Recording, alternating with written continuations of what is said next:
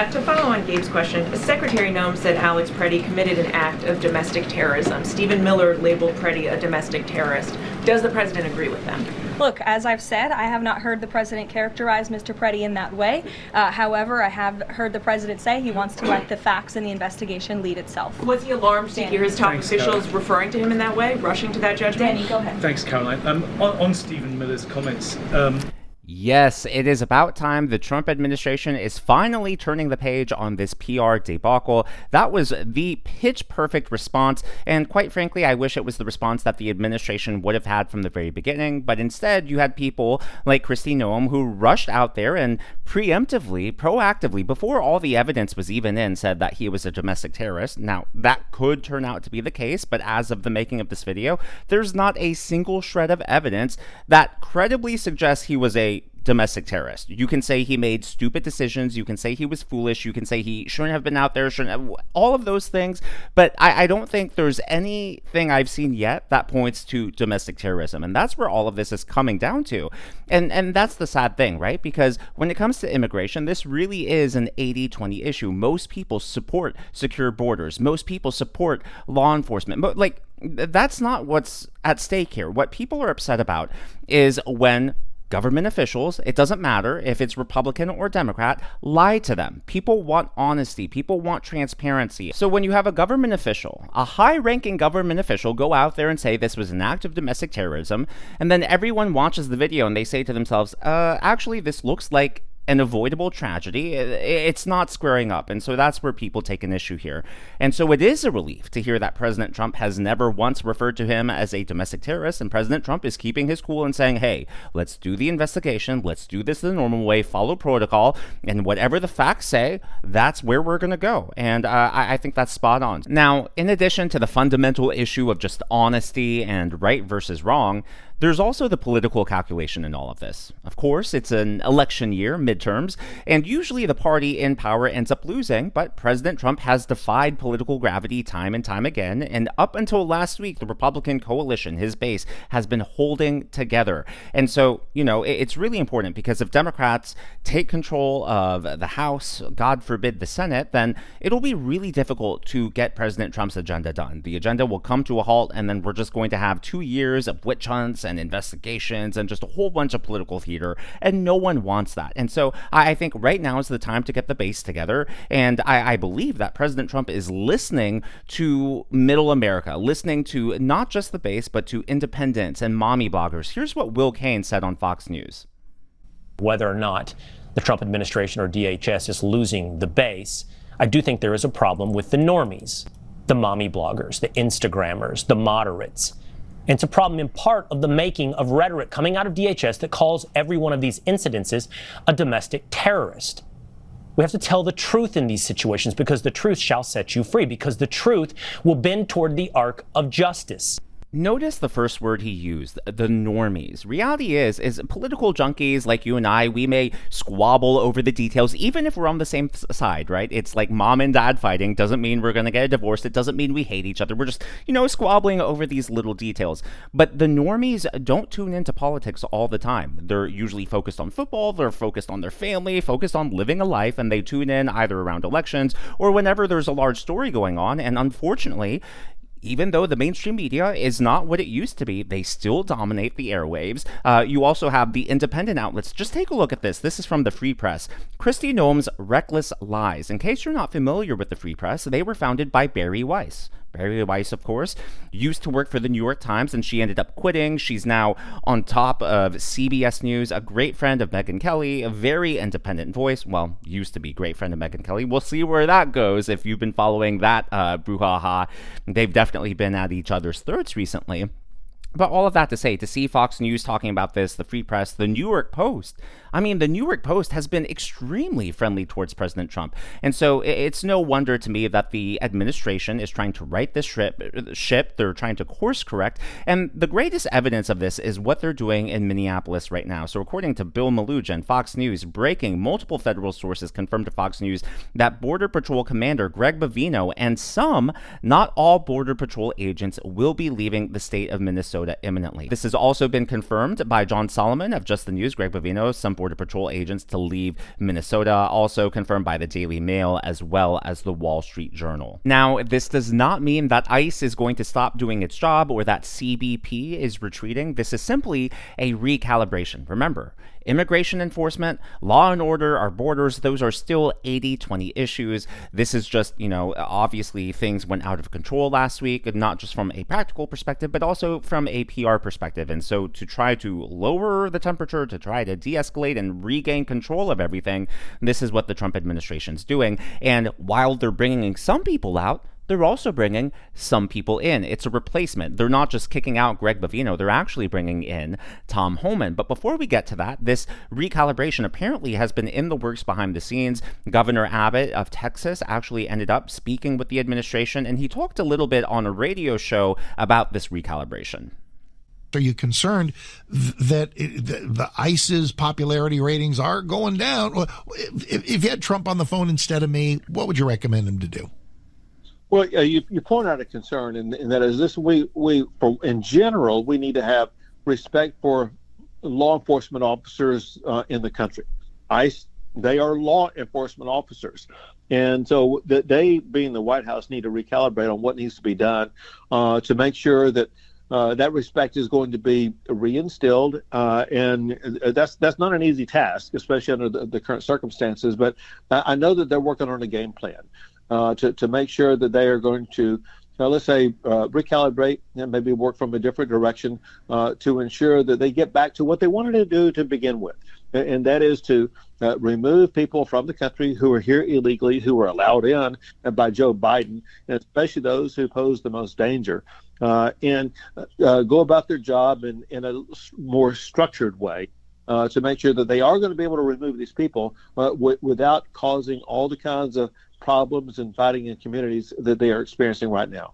So I think that this move is going to make a lot of people come back on board. Sure, there may be some cracks in the coalition, some fractures, but hey, they're fixing it in real time, and I don't think we're going to see it dissolve. I don't think this is the walls closing in or the end of Trump. Of course, the media would love to see that. They've predicted the demise of MAGA and President Trump for the longest time, and I doubt that's going to happen here. And as you can see, the Trump administration is working around the clock very quickly to make sure that the media does not get their wish. Now, the one fissure that does remain on the right side of the aisle is in regards to the Second Amendment. Here is Trey Gowdy on Fox News, and of course, he is not a Democrat. He is not a squishy Republican. He made some really good points here. And I think what frustrates people, you remember Kyle Rittenhouse and how he was made a hero on the right. I am sure there are people on the conservative side who are saying, wait a minute, you mean you can't take a firearm to a protest because you were just celebrating the guy for doing it a couple of years ago? Alex Preddy's firearm was lawfully being carried. It's lawful to carry a gun in Minnesota. He never brandished it. He didn't point it at the cops. By the way, speaking of Kyle Rittenhouse, he's spoken out multiple times now on X about this, and this was his latest post: carry everywhere. It is your right. Hashtag shall not be infringed. Now, I have gotten a lot of comments from you, not just comments, but emails, Facebook messages, X messages, saying that Alex Preddy in Minnesota, he wasn't carrying his permit or his license on his body. To me, look, and if that is true, and it appears to be true, I don't think that changes the core of what actually happened. Because let's say he did carry his permit. Let's say it was on his body. Would it have changed the outcome? They didn't ask for his permit on the spot. It was a split-second decision as far as the shooting, and the whole situation devolved so quickly.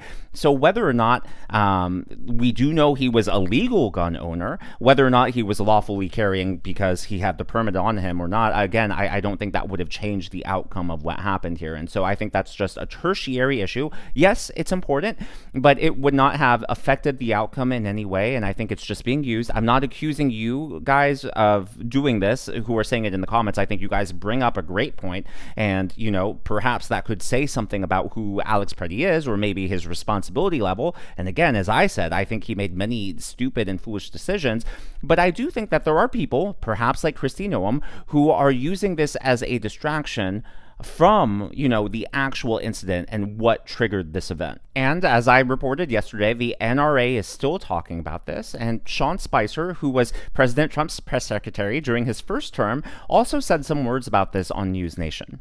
Is it real bad when you lose the NRA and the reddest state in the country on this? Yeah, look, I'm a concealed carry permit kind of guy. I'm a huge defender of the Second Amendment. We've been talking about the ability for Americans to protect themselves for decades on the right. So to say that if you show up somewhere with an armed, that you're somehow vulnerable to getting attacked or approached is absolutely antithetical to everything that conservatives have stood for decades. So I think the NRA is right on this. Governor Stitt was right on this. But you're seeing. And look, if you disagree with me, if you disagree with the NRA, that is totally okay. Like I said at the top of the video, sometimes these disagreements, especially when they're happening on the same side, it's like mom and dad fighting. Sure, you may squabble over a few details here or there, but it doesn't mean the relationship is toxic. It doesn't mean that there's going to be, this massive divorce or anything like that. I think at the end of the day, we're still on the same side. We love America. We want to see people who aren't here legally deported. We want to see law enforcement respected. We want to see our borders enforced. I think all of those things are 80-20 issues, and I would rather focus most of my time on that 80 rather than the 20 that's just going to divide us for no reason. So for all of that being said, that's why I'm thrilled that the Trump administration is taking this seriously. They're listening to the criticism from their own side, criticism that I believe is warranted, and they're doing things to say, hey, we deserve your trust, and we will do this to earn that trust and continue to maintain it. So it's not just them pulling Bovino and a few CBP agents out of Minneapolis. It's not a retreat. Rather, it is a recalibration, because guess who they're bringing in? They're bringing in Tom Homan. But before we get to that, I would like to acknowledge the members of today's Governor's Club. They are Jeremy 2001 Happy ×2, Anthony Loki, Throwback Sports Videos, great to see you and I appreciate your thoughts. JD Weatherfly, Moon Fairy, always good to see you. Romer, Super Romer, Summit Klim, RL 1401, Bob, great to see you. TJ Hickman and Glenda Stucker, so many great faces and names I recognize. These are people who give tips and super things to the channel. I'm so glad that you enjoy and I appreciate your support. Well, what I love about what Karoline Leavitt did at the press conference is she made the case for Tom Homan, because Tom Homan, believe it or not, used to be celebrated and respected by the Democrats. So, the media and the Democrat Party, they were probably like, oh no, you're bringing in Tom Homan to Minneapolis. But to sort of prevent and just cut off that argument and that narrative, Karoline Leavitt did this.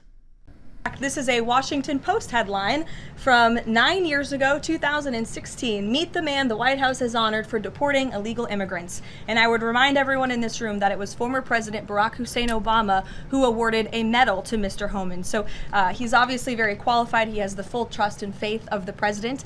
He will continue to have these meetings in the hopes that ICE and local law enforcement can cooperate and work together to have successful immigration enforcement, as we've seen in almost every other state across the country. That was a boss move right there. She saw the narrative coming and she just, nope, we're going to knock out that argument before you guys even bring it up. Love it. As always, though, all of this is just my analysis and commentary. That's what's going on in the world of politics from my point of view, and I would love to hear from you. So what are you personally seeing on your social media feeds, your timelines? Like, what's the algorithm feeding you? Where do you see most of your friends on, the spectrum as far as what's going on today? I'd be curious to hear. My feed tends to honestly lean a lot more liberal than I would imagine most everyone else's. You have to remember, I am a professional working actor for film and TV, and so a lot of the people I add on social media are very liberal, very leftist, and not just fellow actors, but obviously the people behind the scenes as well. And so sometimes I feel like my feed is not necessarily representative of where middle America is. So I'm curious to see what you guys are saying. Like, is this as big of a controversy as it is from my point of view, like from what I'm seeing, or are you guys seeing that most people are still, really supporting Trump and aren't fazed by what happened in Minneapolis last week? Let me know your thoughts, your experiences down in the comments below. If you haven't already, please be sure to leave me a thumbs up. I know it's a simple thing to ask for, but it really does help me reach more viewers like you in the algorithm. Be sure to smash that subscribe button and to check out one of these videos.